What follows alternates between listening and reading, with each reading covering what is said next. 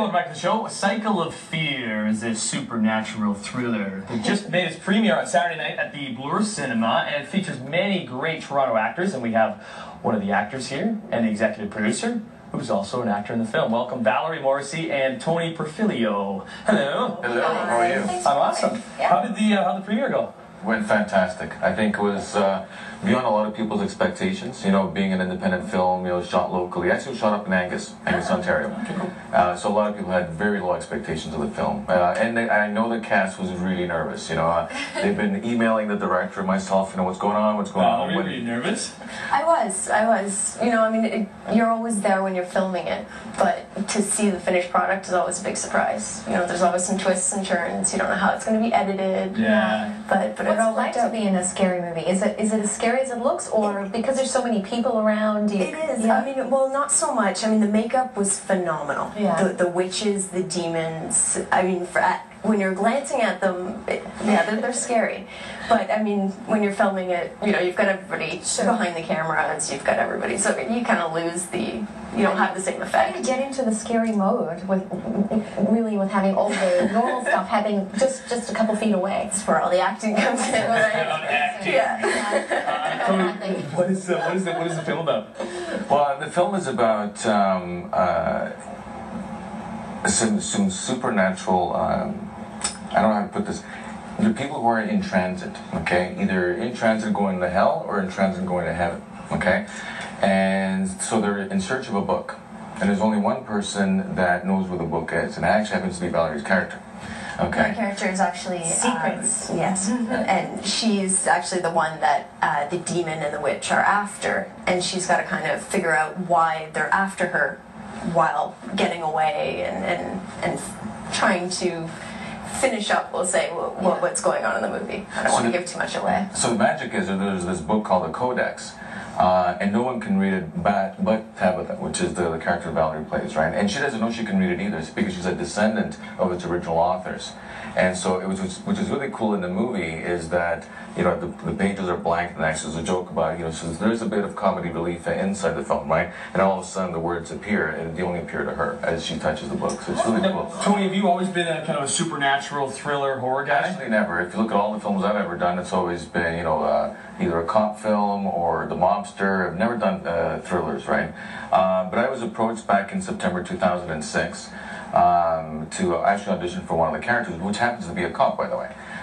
When I read the script, I said to Manny, who's Manuel Da Silva, which is the director and producer of the film as well, I said, even if I don't get casted because I'm not worthy, I'd love to be part of it, because the script was just phenomenal.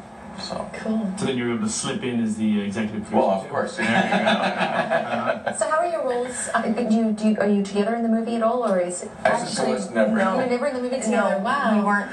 we weren't even on set scenes together. at all together, or no. Amazing. No, but our characters at the end do intertwine a little bit. Yeah, actually I do save you in the end. That's right. Hey, My hero. We have a clip too. Excellent. Yeah, Yes. so let's give you a little snapshot of Cycle of Fear.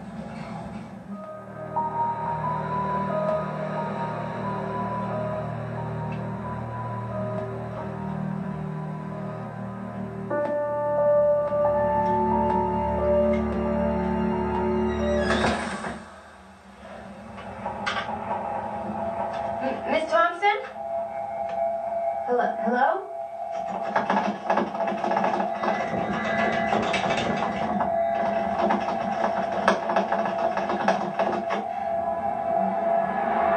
I've got a knife.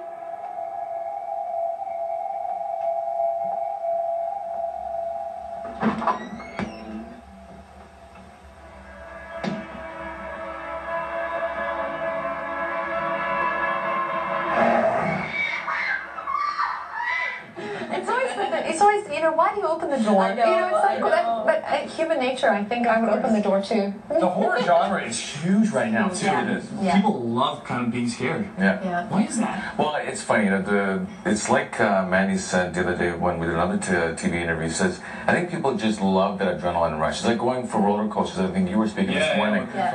You know, some people just love that adrenaline rush, getting freaked out, you know, this big drop, and it's that same kind of notion. So some people like the psychological kind of thriller, some people like the physical thrill, like a roller coaster, right?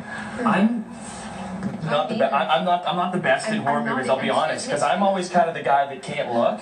I always got like the pillow or the arm or like.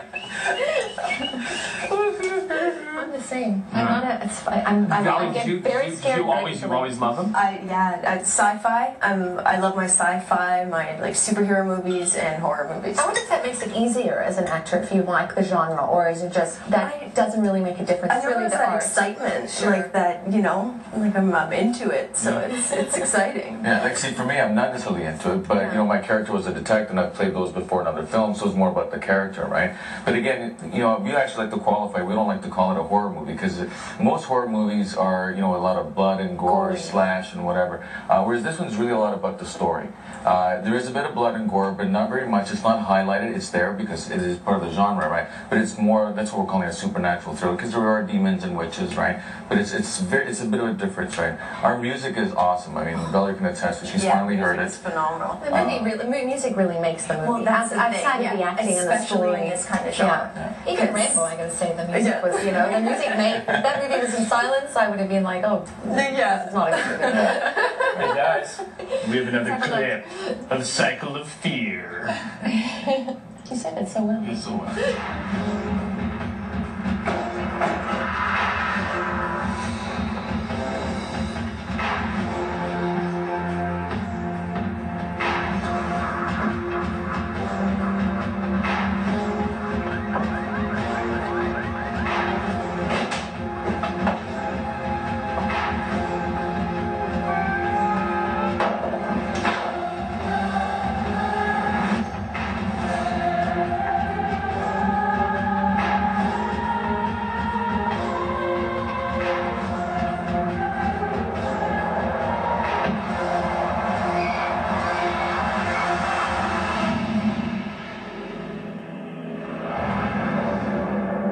Scared watching it like on Saturday? Was it the first time you saw it? It was the first time I saw it. I didn't. No. I mean, you know, when you know what's going on, you kind of have an idea of what's coming next. It kind of ruins it for me, you. it was funny to watch people's reactions. I was there with my daughters who have never seen it, and I was there with my fiance and her daughters who have never seen it.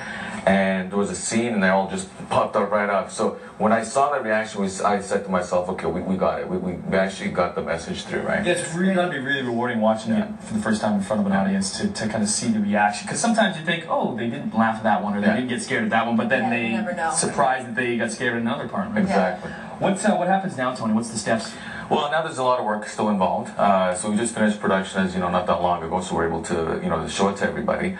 Now the work is, you know, with the executive producers that are on this film, which is, you know, Dan Da Silva, John Crossman Sr., and Manuel, as well as myself. You know, just start talking to distribution companies and see if there's an opportunity for them to pick it up and, you know, hopefully sell it on DVD worldwide, if not on TV, you know. The world is really our oyster right now. So much work involved. You just got the film done, you had your premiere, now kind of a whole other chapter of the film. Yeah, it just doesn't end. Yeah. I wanted to ask you about the title. How does it play in? The Cycle of Fear? Can you tell us a little, without giving obviously anything away? Would you know? I guess the title, originally we had Cycle of Fear, There Is No End. Okay. And I know that Manny had really held to that. Yeah. I mean, that was his baby, more or less. So the thing with the cycle of fear is, like, so we're talking about fears in general, like whether it's adrenaline rush, people get that. So the witch, again, try not to get too much into the story, you know, the witch is afraid of going to hell. Okay. Okay? The demon is afraid, and, you know, because he's going to lose power, he's trying to go after the book, right? So there's all these different fears that different people have. My character as a detective, I fear that I'm losing control of my city. You know, because the teenagers are going missing, people are dying, and we can't seem to figure out why, right? So those are different cycles of fears throughout the film. What are you afraid of in real life? My fiance. No, just kidding. Wait till she becomes your wife. You're going to be even more scared of her. There you go. Well, for more information on the film, you can head to the website. The website's great. There's the trailer on there, all the cast bios. Excellent cast. A lot of them are Toronto-based. Yeah, exactly. So take a look at that. It's www.cycleoffear.net. And good luck. Thank you very much. And you had the Blue Cinema too, so I should say that's kind of a creepy old theater, so that's really cool. The perfect setting for all of that. Absolutely perfect setting. I love those vintage theaters. Yeah, they're best, especially for a movie like yours. Oh, yeah. Cheers, Chris. Thanks so much. Thank you so much for having us. Stick around because we have little chit chat at the end and what's going on in Toronto. Daytime Toronto is looking for